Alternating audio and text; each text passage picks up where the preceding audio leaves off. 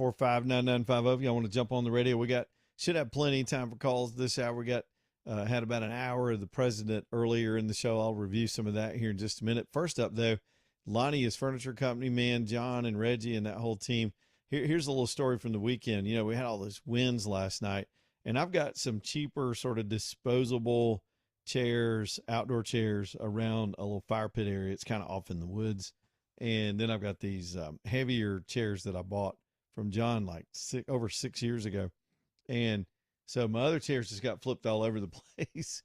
And these white chairs have never moved. They never move. They're so heavy and well built and durable and easy to maintain. Outdoor stuff gets kind of gunky, especially in my property. I got a lot of trees, and so things get that tree stuff on them every year, and you got to do a little work. Those things are just as bright white as they were when I bought them. It's because this Green Country line of furniture they call it polywood. That's what John described it as. So it's got the feel of wood. It feels just like you're sitting in a wooden Adirondack chair. So comfortable, you know, to the touch and the shape and all that. But it's an artificial material where they put the color all the way through it.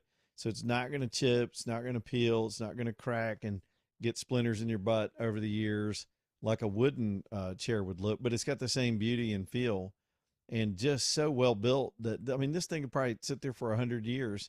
I move them to cut grass, and that's about it. I just thought of that this morning. I was checking on everything. I had one or two limbs down from all that. But it's good to invest in the quality stuff. So as we head towards spring, and y'all, it'll be back in the 80s. By Sunday, we'll be back in the 80s, thank goodness. As we head into spring and spending more time outside, if you're looking to spruce up, whether you got a dock or a porch or a fire pit or any of the outdoor features where you like to sit around and enjoy the outdoors, we all need more sunshine. Y'all look at this Green Country line at Lonnie's. You can custom order. You've still got time. I don't know what the lead time is on their deliveries, but they're just made right up the road. I believe he told me in Kentucky when I bought mine, and I can just tell you they're well built. You get your choice of colors, and so a lot of you would not pick bright white. I don't know why I did, but I still like them.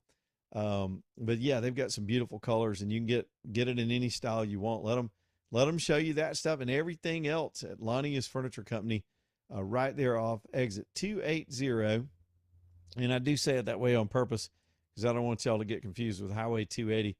It's a bit of a drive for a lot of this audience, and I acknowledge that, but I do that by saying it's worth it. They've got everything you need, all under one roof, an acre of furniture, and some of the finest people you'll ever work with. Lonnie'sFurnitureCompany.com. All right, the very first thing, I'm going to move Cuba to the top because the Iranian situation, no real big developments there today. International community still trying to figure out the Strait of Hormuz issue. Workarounds for that are happening right now. The Saudis built the pipeline that I think can carry or deliver 7 million barrels. There's some rate, I think it's 7 million a day that it can put out. And they built it years ago, anticipating that the hostile neighbors to their north and east could close off the strait. The Strait of Hormuz is not a new thing. I mean, it's a pinch point. It's been there for all of eternity for the most part. And so the Saudis are apparently now have activated this pipeline. They were using it some. It's just a whole lot easier to offload in the Persian Gulf. But they can also send oil down to the Red Sea, and apparently they've started doing that. We've had more ships go through now, and that's starting to build some confidence in the world that this is very temporary, and it's just a matter of time before the world reopens it. Trump is appealing to other nations to help out. You do need a sustained program to keep random hostility from popping up. The Iranians have lost their real, the real heaviness of their capability, and the lethality is diminished. Some estimate by 90%, but they still got these outlying chances of an errant drone or a hidden missile. That's always going to be there for a while until you can disconnect the regime from that hardware. And a lot of that went on this weekend after the taking of Karg Island. Now, we didn't seize it yet, but I think that's in the plans. I think my guess is that's what these 5,000 Marines are going to do. That one island in the Persian Gulf controls the entire Iranian economy. It's 90% of their economy goes out of that island. And smartly, the Trump team did not destroy all the infrastructure. They just took out the threat there. That would be the military hardware, and then their quasi-military IRGC, which is really their national police. We've described them a lot. They're kind of like an FBI and a CIA and a local police force all combined into one. They harass their citizens. They enforce the moral codes. They do investigations. All of that stuff works to make the Iranians under threat. But to have something to turn that country over to, we didn't hit the pipelines. We didn't hit the oil tanks. The only time that's happened is the Israelis hit a big storage facility, and apparently Trump didn't like that. We're trying to free the people and leave them something to go back to and to build a country on, because it's really that prosperity model. You can hand people peace, but if there is no prosperity to go along with it, the peace dissolves and you're back at people fighting with each other. And I think that's the proper way to do it. We don't need to stay there and build the country. These Persians know what they're doing. They're very smart. They know what they want. They know what they had before these maniacs took over their country 47 years ago, and they want it back. And I think they're going to get it back. So good positive signs there. Oil did start dropping today, as that situation has not gotten a whole lot better, but it didn't get worse. Can I put it that way? It got a little bit better, and there's more optimism that it is what it is, and the world sees it for what it is. Now, Trump's not getting any help out of NATO and some of the NATO nations. That is, what he's asking for is not for them to join a war effort, but to help patrol the strait so that they can get their oil in and out. I understand the dynamic here. Through the strait goes, the estimates are about 20% of that oil goes to Europe. So it's in their interest to protect the strait, to protect their oil supplies that they need out of this region. 80% of it goes to Asia, mostly China. So Trump has asked the Chinese to get involved. He was supposed to have a summit in 2.5 weeks, and that could get postponed or changed. A big Chinese summit where he was going to go there. It's going to be all the drama, but a lot of stuff's been going down, and that may not happen. That it gets postponed wouldn't be that big a surprise. But he's asking the Chinese, look, this is 80% of your stuff. Bring your minesweepers and bring your patrol boats and help us be eyes and ears while we keep the strait open. Some people have asked why the Navy can't just roll up in there and, open up the strait and just with brute force. Well, they're a little busy right now. They're continuing to hit targets. They're continuing to provide a defense shield around some of the nations in the region. They're continuing to have to look out for the whole theater, not just this choke point. And it would be a force multiplier to have these other nations participate, but some of them are hesitating. And Trump pointed it out today in this winding sort of rambling sort of news conference that he did. He went through a lot of his thoughts. It's the most transparent presidency I've ever seen. You can see a president contemplating things out loud without leaning on somebody to put words in his mouth and his consultants and whatever in a shielded, filtered way. We'll be back to that. Even if it's Rubio or Vance or one of these clowns in the Democrat Party gets in the presidency, they'll have spokespeople. They'll hide behind those filters. They'll go back to a script, and we won't get this kind of access ever again. I've never seen it. I don't think we'll ever see it. Reagan was the great communicator, but he wasn't this free-for-all with everybody all the time. Trump seems to relish in it, and that's a confident person that knows where you stand and is willing to articulate and take all comers. And whether you agree with him or not, you got to give him credit for that. And so pretty good news conference in terms of him just thinking out loud about where things are. And he wants the Chinese to help. And he says they've got specialized equipment that could potentially, add to the cause, and then the world's involved. And that reduces the reliance on us to continue. He did seem optimistic that the war could potentially end in a few days. One reporter asked him, could it end this week? And he said, it could. I mean, he's not going to give a timeline. That'd be foolish, and he knows that. But the general estimate has always been, with the tabletop, 4 to 6 weeks, and now we're just entering week 3. You got to give them more time to find more things they can move, more threats from the regime that they can move out of the way. So you've had all that today. And then let me revisit a couple of other things. And then you had, good Lord, you had this Tucker Carlson thing. I don't even know what to make of it. Now, I don't agree with the approach he's taken to the world lately, but he might have gotten himself caught spying for the Iranians. Now, I don't know if this is legit, but he outed the story himself this weekend that his text messages have been reviewed by the CIA, according to him, and he's being framed. What others say happened, people from inside the administration, is while we were monitoring the Iranians in preparation for the attack, we got wind that Tucker was back channeling information to the Iranians. He had a direct hotline. He had the old 911 to the mullahs, believe it or not. And so, granted, they were clearly feeding him with stuff and pumping him full of information that turned out to be wrong, because everything they predicted and said has not borne out on the battlefield. But at the same time, the administration, according to some, knew Tucker was talking to them. And I'll give you an example of that here in just a minute, what presidents know and when they're warned. So they very loudly and publicly invited Tucker Carlson to the White House after he had, been kind of a pariah to the White House. And people on Trump's team, the MAGA team, couldn't understand it. They were like, what? Tucker's gone crazy. Why would you have him at the White House? And, the White House just basically quietly told people, just trust us. We're just going to talk to Tucker. And he went and lobbied for us not to do the assault on Iran, apparently, and went back and did a podcast about it. But he also went back and, we believe, potentially told the mullahs what the White House fed him to tell them, which was that we were mostly bluffing. We really weren't going to attack Iran. And that may have been a part of them using Tucker as a dupe and as a stooge go-between unwittingly. And he may have given a false sense of security to the Iranians and effectively helped us with the attack that took place a couple of Saturdays ago. Now, at minimal, Tucker looks like an idiot.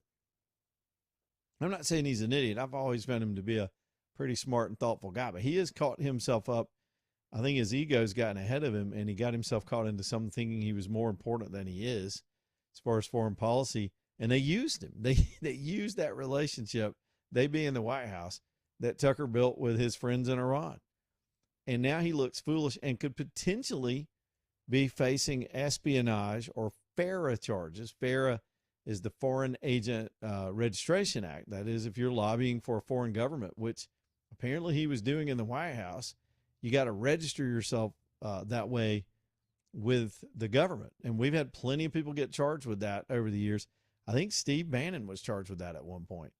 If you're working on behalf of another government. Now, I don't know that it means it has to be fiduciary, where you're taking a check or you're getting money, or you're just being an activist. Now, it's hard to parse this because we don't have all the information. Tucker's got a plausible claim that he got on the phone with them because he's trying to inform himself, because he's a, quote, journalist. It's kind of the Don Lemon defense. But there's a difference in being inquiring or documenting and talking to both sides, or participating. So did he participate? Was he a participant? Was he an activist? Did he help with whatever crimes may have been taking place? This is going to be pretty high drama in the media pundit world. And you got all these conservative media pundits just eating each other alive right now, which is one of the dumbest things I've ever seen. But it is. It's a narcissistic world where some of these people really believe that all those followers are legit. They've got millions of bots and people that don't exist, and they think they've got power now. They think they've got a say and can actually influence the outcome of things. And I think Tucker bought that and marched up in the White House like he was a player, and now he's caught up in it. It's crazy. It's the craziest stuff. So we had all that this weekend. Now we talked about the gay Ayatollah. We already hit that a couple of times. Word is from the New York Post today that the new Ayatollah, who's most likely dead anyway, is gay. Put your joke right there where you want to. AJ, have we exhausted every joke we can exhaust about this? It's not that it's funny that he's gay. We're kind of used to, if you watch Netflix, everybody's gay. Gay's all over the place right now. Nobody cares anymore, whatever. But he can't be gay and an Ayatollah. I mean, that's like, you just can't do that. Mm-hmm. It's like, you just can't do that. You cannot do that. And so the contrast between them staking you got to understand, if you really understand the Iranians and how they see the world, the Ayatollah is the voice of God and all authority over their country, which has a prophetic purpose to bring about the end of the world and bring back the 12th imam and conquer the planet. And it's their role, and it's why they are so violent. They want to go to heaven. It is a belief system of death. I've heard it put this way, that even some of these self-righteous, spontaneous exploding Muslims here in America lately, 4 of them last week, they think that's the way to atone for sin, is to go kill some infidels on behalf of Allah. It's twisted, I know. Christianity does have its own violent past, but it's not taught. That's not in the book. That's not what you're commanded to do at all. And so we have a hard time relating to that. A faith of life and peace and forgiveness and kindness does not coexist with a belief system that says everybody that disagrees must die. My blade must be against their neck. That's why you had so much head chopping going on during the ISIS days. It's commanded. And so they believe their whole country is dedicated to this. And then you put a gay Ayatollah at the head of it. What? That's a conflict. Like one of our callers, I think he had the best line of the day about it. He said, so does he throw himself off the roof? How does that work? It'll be fun to watch him sort this out. Truth is, dude's probably dead. The other part of that story in the New York Post and from other intelligence sources is that the Trump team was briefed that old man Ayatollah Sr., Khomeini Sr., did not want his boy to take over. That had already been discussed while he was still alive. He goes, oh, no. He is too corrupt. I mean, he said he was too dumb and corrupt, is what he told his followers, that he can't succeed me. But their succession plan got completely wiped out. And here's the irony of everything. He's like, AJ is probably a terrible example, but he's kind of the Robert Bentley of Iran right now. Hear me out, Governor. He's the Governor Bentley of Iran. I want to see how you put this together. So Bentley had no shot in hell of winning the governor's race in 2010. None. I mean, he was this meek doctor over there in the House. But the two main candidates got into a NASCAR wreck with vicious ads, and they just destroyed each other. That was the first year of the show. We talked to all of them all the time that year. And people were so sick of it. Here comes Bentley. There was a big NASCAR wreck, and he was the slow car. The slowest one had the advantage. He stayed out of the wreck, went around him, and wound up being the governor. And then we all know what he did after that. And so what they're doing, to make an Alabama metaphor, they wound up with a Robert Bentley. Now they're looking for Kay Ivey. But the problem is the mullahs would never put a woman in that position. They're looking for their version of the Iranian Kay Ivey to take the place of the guy they didn't want either. It's the weirdest thing. It's a weird news weekend. And here we are already done with a Monday. Southern Skies Dermatology. Y'all go get checked. Don't take it for granted. We'll be back out in the sunshine maybe in a couple of days. And here comes spring and summer.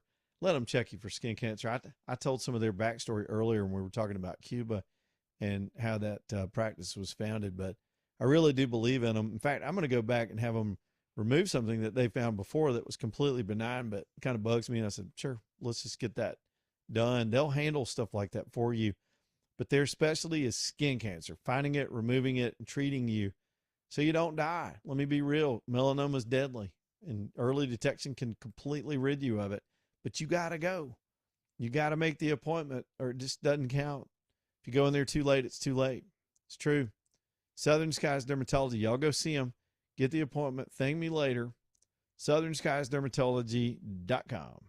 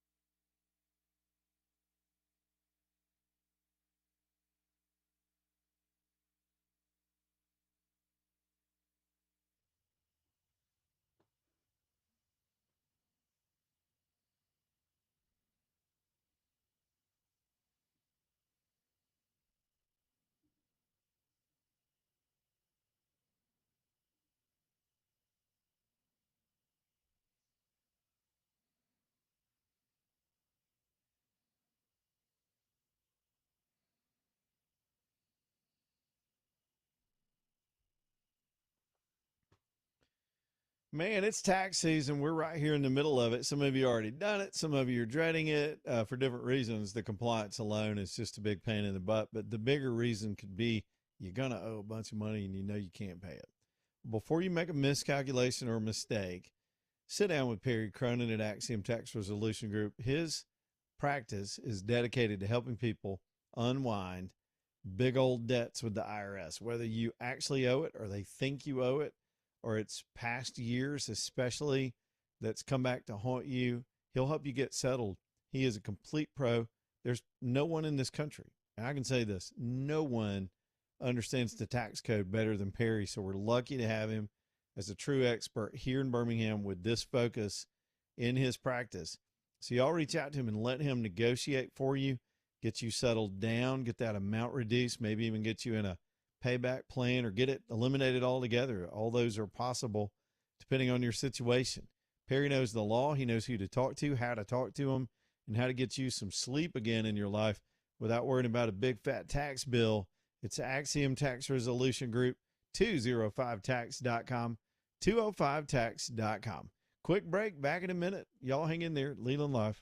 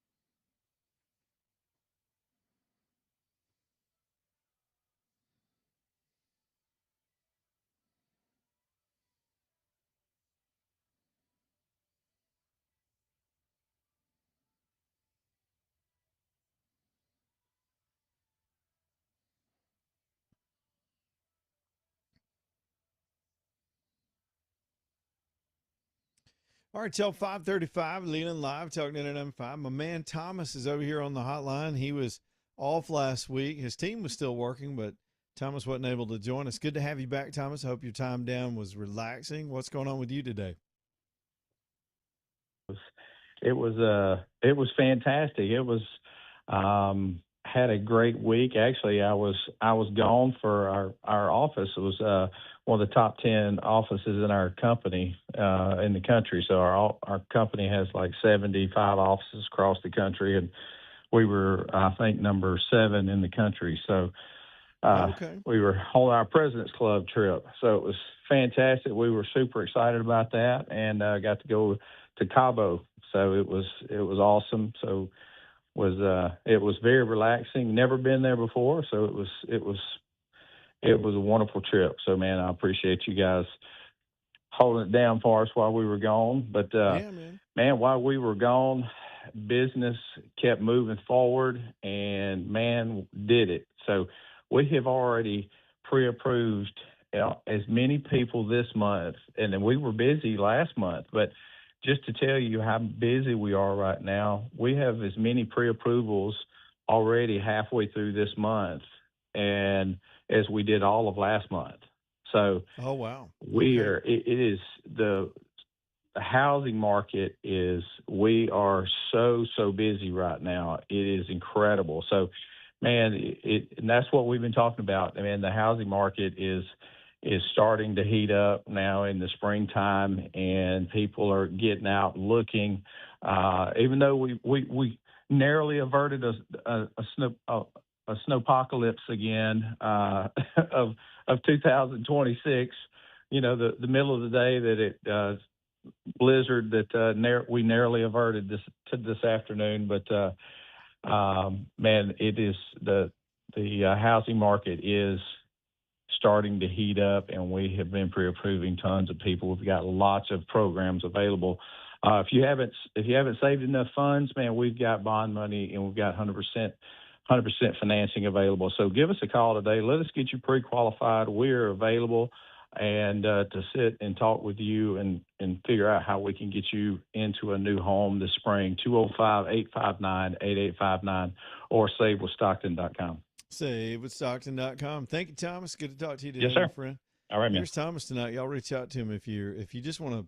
I call it back of the envelope stuff. If you just want to kind of spitball with them and figure out what the programs are, you don't have to be completely ready to go. Most folks aren't. Most folks are just still in that stage of thinking about it. Let them help. SaveWithStockton.com. All right, so a couple of stories.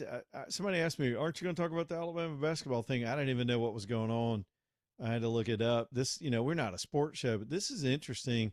I haven't followed college basketball this year and didn't know who this kid was, but some headlines just came out in it, and I'll just update you. But so Alabama has a basketball player named Aiden Holloway, got pinched this weekend for having a pound of weed.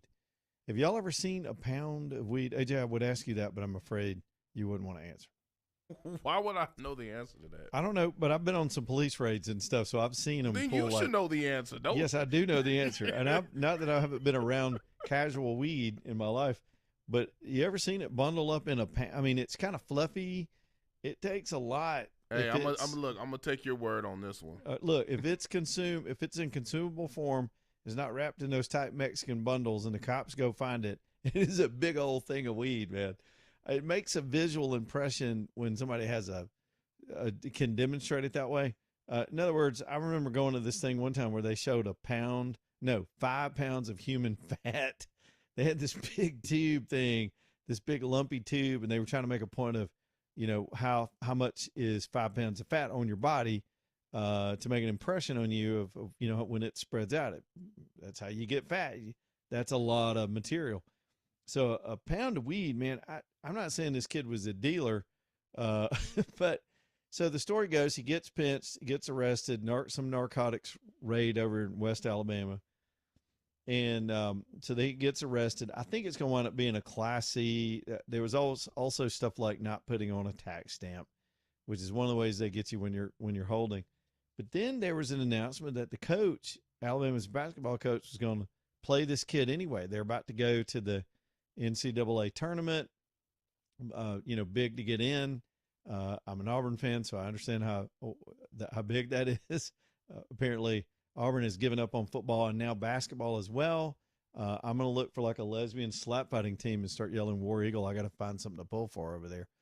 But anyway, so Bama makes the tournament, and this kid is their leading scorer. I just didn't even know anything about him. And so the coach said he was going to play, and just a little while ago, the school said, no, he is not going to play. They've kicked him off the campus pending a campus investigation. And then, of course, you've got to let the criminal charge, play itself out in a courtroom somewhere. This is, it's just that I got to thinking about it, and it's the position we're in because the world of college athletics is now intersecting into the world of, I guess, public policy, because there's this ongoing debate, which, by the way, I believe Nick Saban's going to wind up being sort of the college football sports czar over this issue. He was at the White House for that big roundtable on it, but college athletics has spun completely out of control. And a lot of it is the pay-to-play stuff, and it's the NIL stuff that y'all all understand. But you still got these character issues and these idiocy issues with these young kids, and I know they're all dumb and young, and we were the same way at that age to some degree.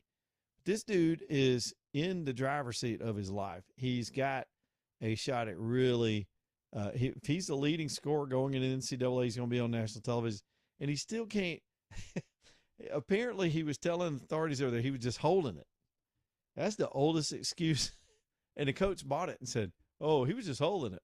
I think they even said that out of the athletic department. Well, it was just unfortunate. It wasn't his pound of weed. It's not like somebody left a little Ziploc laying in the kitchen after a gathering one night. You know how people do. It was a pound of weed, man. Somebody needed a wheelbarrow to get it out of his house. And, I didn't even know that was there, officer.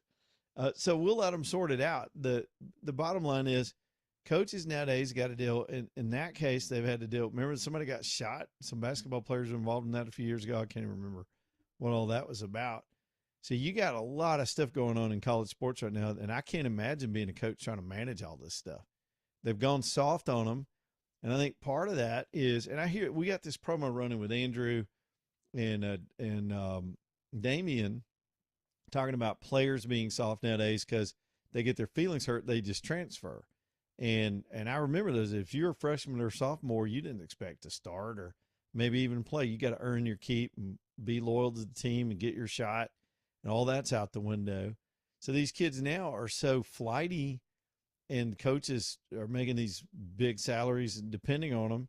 So I think they're afraid to hurt their feelings. I think they're afraid to discipline them or come down on them because they can transfer for anything they want to, including this criminal stuff.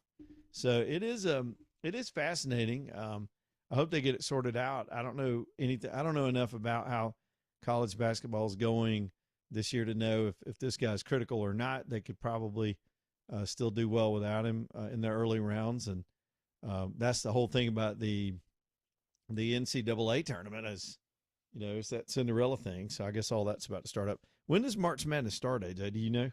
It's starting. Oh, it's this week? Well, yeah, I think it already started. Yeah. So yeah, it's already started. So I don't get into it like everybody else does. I just don't do all that. I'm not poo-pooing it. If y'all want to do it, have fun. But you can't help but hear about it. The only time I really ever got into March Madness, it was the craziest story. I had a buddy. He was a well-known TV guy here in town who had a grandmother who was the biggest Kentucky fan I've ever seen in my life. And we wound up going somehow, I want to say it was a beach trip, and Grandma was on the trip, and all our kids were on the trip, and she was glued to the TV, and her enthusiasm drew me to the TV, and I wound up pulling for Kentucky in that game with Grandma. I was all into it too. I was like, yeah, go. She was about to have a conniption, man. Yeah. She was about it. I used that phrase, about to have a conniption, because that's what the old timers would say back then. Did your folks ever say that when you were growing up? Like, she gonna have a conniption. They use that word, but not in that, not like conniption that. fit. Yeah, there you go. That's how they used to be saying it. Makes me want to look it up and see what the actual definition is. I might have been using it wrong all this time. All right, All American Metals. Let's talk about them as we get ready to really sweep up and clean up and make way for breaking bread. That is my steel company. Y'all, steel buildings. I gave you an example last week. It's hard to go through all the details of it, but I had access to an appraisal for conventional construction on a whole different project.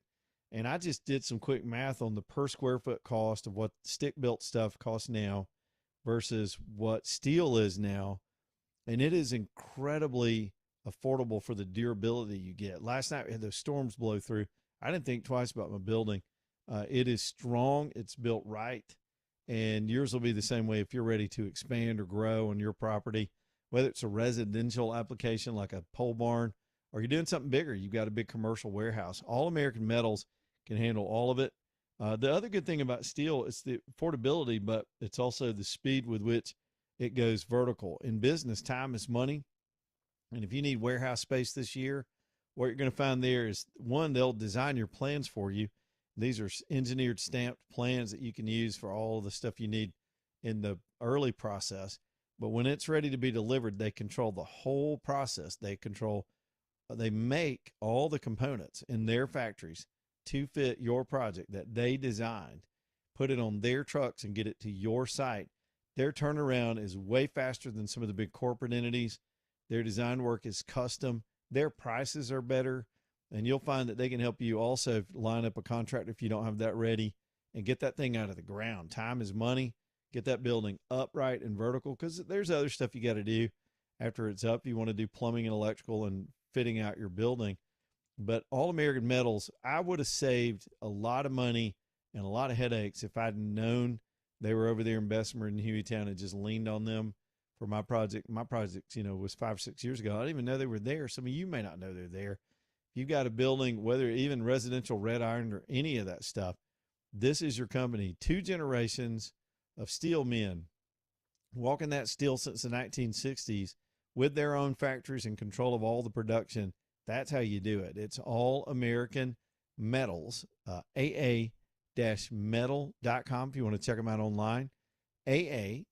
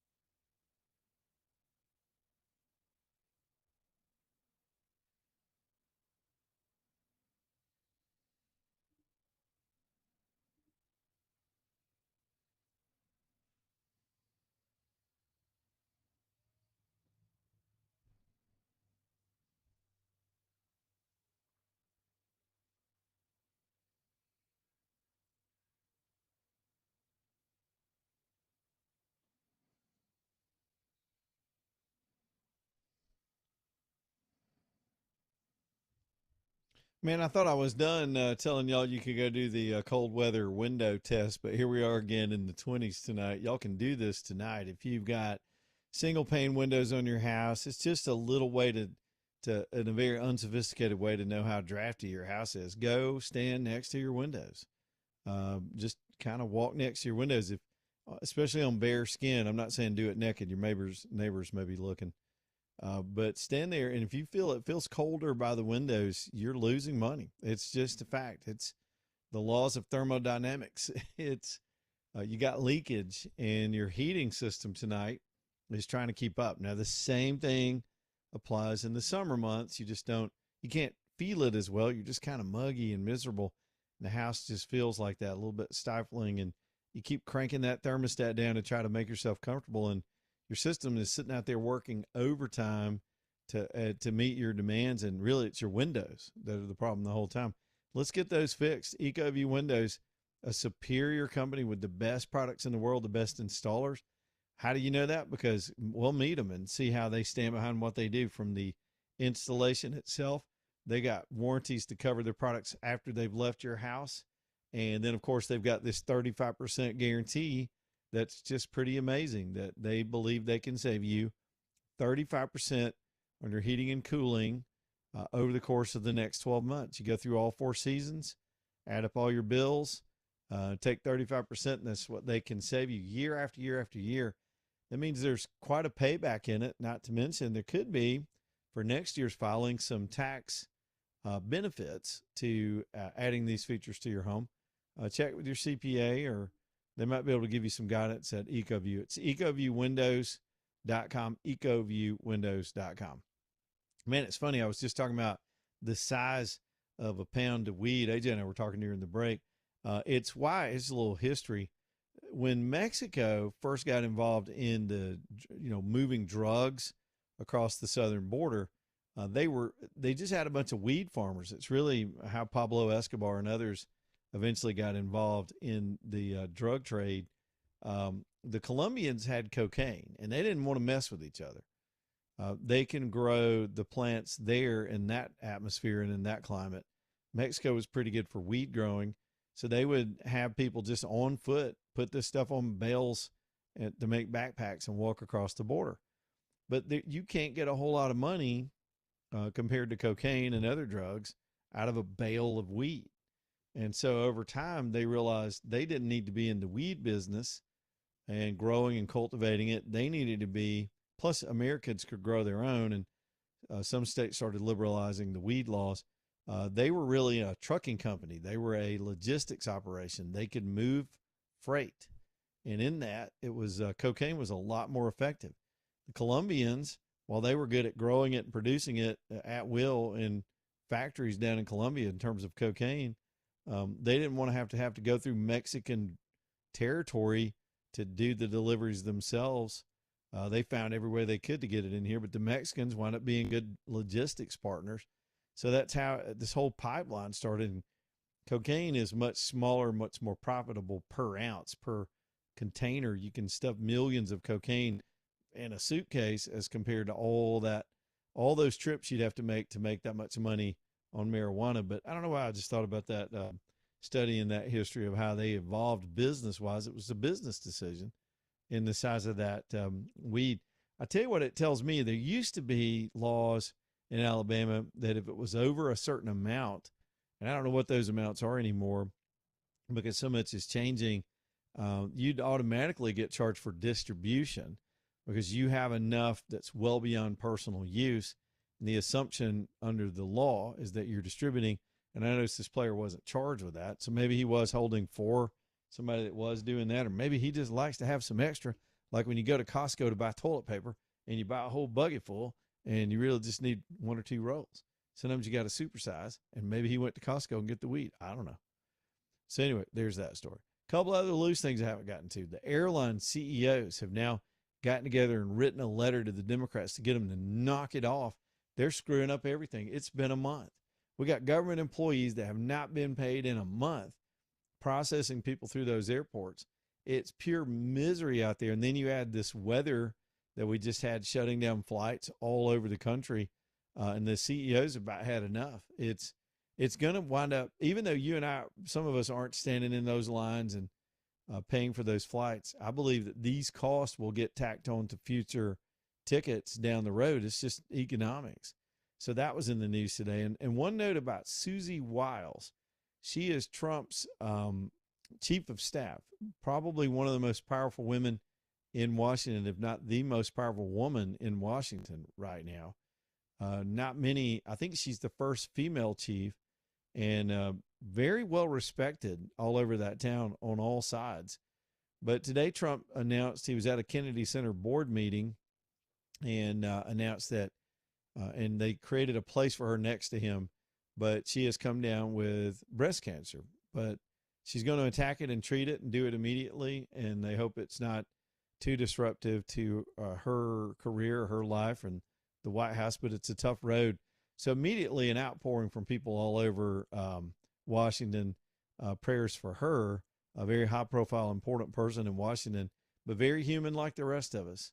And just wanted to get that in there today too while we're talking about things. One more time for Gutter Cap, and then we're going to get out of here, man. This is really the superior system you want on your home. This system works. There's so many imitators, cheap vinyl stuff. That stuff's not going to last in the sun. It's not going to hold up to the weather. Once you put Gutter Cap on your home, you're done. I mean, that's why they put a patent on it, and they've got this lifetime warranty. They limit the seams because they produce it on site to go on your gutters.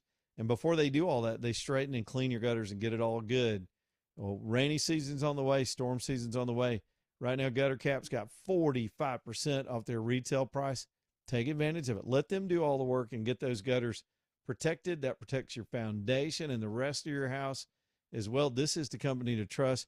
Chris, man, they've been around 25 plus years, A+ rating with the BBB. This is the company you want to deal with. Don't get them confused with all the imitators. It's Gutter Cap, 205-823-2212 or guttercapbirmingham.com. Well, that's a Monday.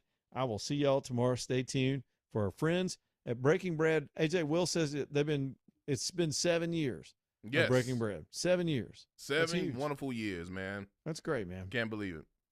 Yep. All right, Breaking Bread coming up next. Goodbye, AJ.